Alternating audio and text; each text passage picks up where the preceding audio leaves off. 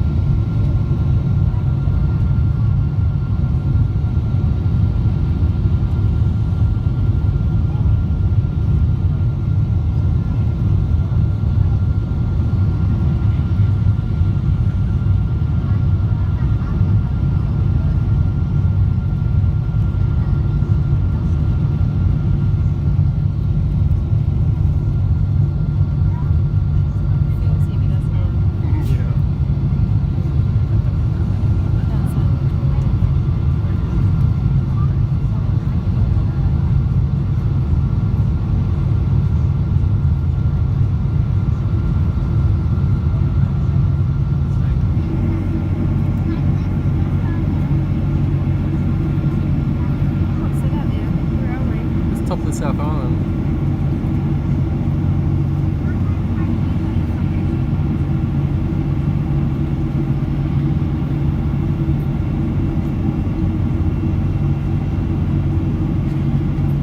The plane felt noticeably heavier than the A320s that I normally get out of Wellington. But thankfully it was quite a windy day, so we didn't need nearly all of the runway. the safety information card, it says that it shouldn't be removed from the aircraft, and I suspect it hasn't in 15 years. On the menu today we have a fish curry or a chicken not curry. I went for the chicken. So let's get into it. It showed up on a tray, as it always does. Everything was, there. Some cheese from Australia, some crackers from Australia, some spread from Australia, and I'm assuming a bun from Australia. I'm guessing they didn't restock the larder in Wellington.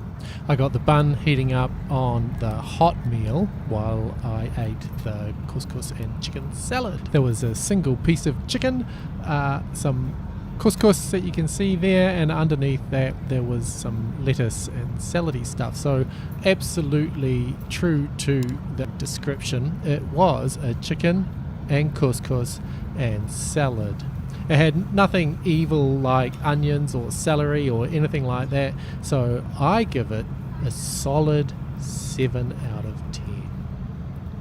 The main was a chicken stew thing, some potatoes and some vegetables. They did pretty well to stack it all in there without it all bleeding into each other. The vegetables were fresh and yummy. The chicken was not dry, so it was quite moist. The gravy sort of helps with that. And the potatoes were okay. They're a little bit sort of chewy-ish. Very hard to get potatoes right. But I gave it, again, a 7. Now, with the bun, I heated that up and I used it to soak up all the gravy at the end. The bun was soft and fluffy and quite good, so bun gets an 8. I asked for a cranberry juice and I got a tomato juice, so as a cranberry juice it's pretty much a 0 out of 10. As a tomato juice it's a solid 8 out of 10, so I'll give it an average of 4. The dessert was burnt fig, honeycomb and caramel ice cream, and unsurprisingly it was a product of Australia. It was kind of, really cold, so frozen, definitely. The burnt fig stuff was all down the middle. Definitely was like burnt, which was an unusual flavour. Having said that, I definitely ate it all. So, there's that. 6 out of 10. Often the hot beverage service is after the meals are cleared away, but if you want the cheese and crackers with your hot beverage, then you have to hold on to them, which is fine. But on this flight the fasten seatbelt sign was on and the air crew refused to do a hot beverage service until that sign had gone off, so I had to wait.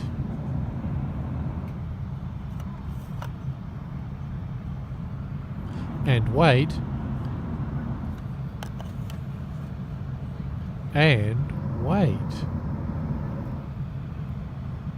Turns out I'm not that good at waiting, so I didn't. The cheese and crackers were quite good. The cheese was fresh and yummy. It was sort of an Edam-y thing, and the crackers were just nice little salty crackers. Quite nice. Thanks. 6 out of 10. Finally, the turbulence subsided and the fasten seatbelt sign went off. So I got my coffee, I got my milk, I put my milk in my coffee. Airplane coffee is tricky. It's really hard to make it yummy. It's always kind of awful. I gave this sort of an average mark because it was just normal airline coffee. 5 out of 10. So the meal's over, time to see if the meal was average. Salad 7, main 7, bun 8, beverage 4, ouch, dessert 6, cheese and crackers 6, coffee 5. That gives us a meal average of 6, making the meal slightly above average. Nice one. We found this fantastic innovation in the back of the seat back tray. Look at that.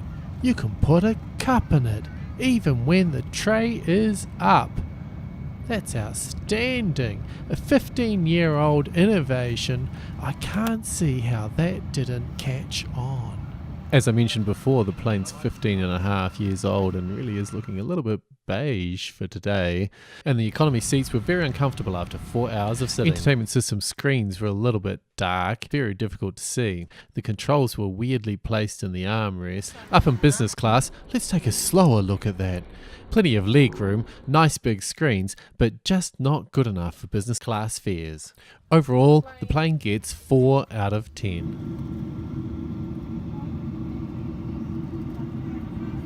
After crossing the Tasman, we come in from the east, and then we went a little bit to the north, turned around to the west, turned again to the south, and landed in Melbourne on runway 16.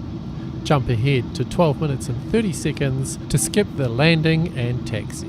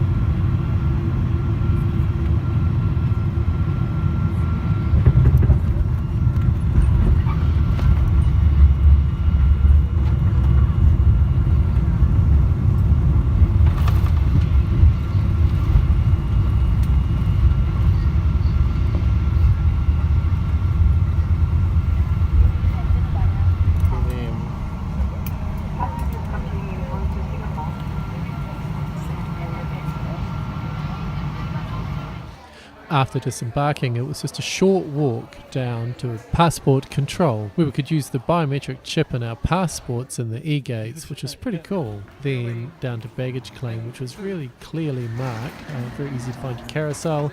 Found our bags, no trouble, and then out through customs just to check and make sure you got nothing you shouldn't have, and then you're done. Singapore Airlines SQ248, Wellington to Melbourne. The MEL got a 6, just a little bit above average, brought down by the drink. The plane was pretty average overall, except the 15-year-old entertainment system really dragged it down, and it only got a 4. That makes the average 5, making this average, and the trip about average. Please subscribe and watch every single video we ever make.